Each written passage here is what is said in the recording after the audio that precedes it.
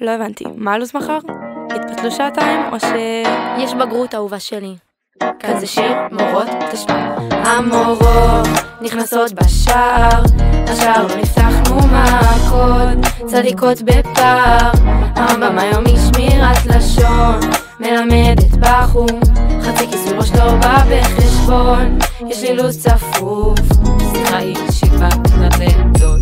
אוי לא, נכנסת לכיתה ריקה, אנחנו מנסות לפרוש, פתחתי רשימת תפוצה, SOS ביטול תורה, ישיבת לשון הרע, לתלמידה מהירה על החצאית, חבתי את הכללים. אני שמיניסטית חיים.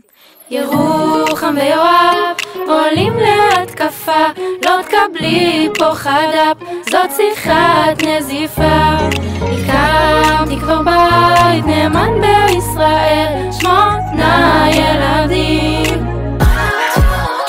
המורות כולן למדו באורות, בואו ונלך להדריך קלות, כבר שנה נשואות, שמיניסטית המורה אנחנו לא יודעות, כיסוי ראש פייטים, מלמדת סטיילינג בלילות, בונה לי לוקים, אוהבים רק הסדנאות, הצוות של אנגלית, מה איתן? הן BFF ממש, ודבורה ומרים, מה איתן? בונות בניין חדש, והמורה חגית, הבוס של המתמט, סופיה מוסרת דש, מקוות של הבגרות ניגש. ביום מועד בלילה קודשים, גרשון אוסף בטלפונים, oh no, רגע מסמסת, לא הולכים את הפון, שמה חלופי בביטחון. אותי אביגיל, אורלי ודפנה, אין צוות מושלם, מרימות השכבה.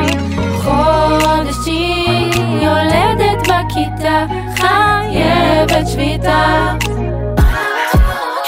מבריזות, הן בוואטסאפ חופרות, תציקו חיסורים מתחננות, לטלי בוכות, כל היום קפה קרן קונות, חושבות הן מורות, בחדר השלב הן מתנחלות, תופסות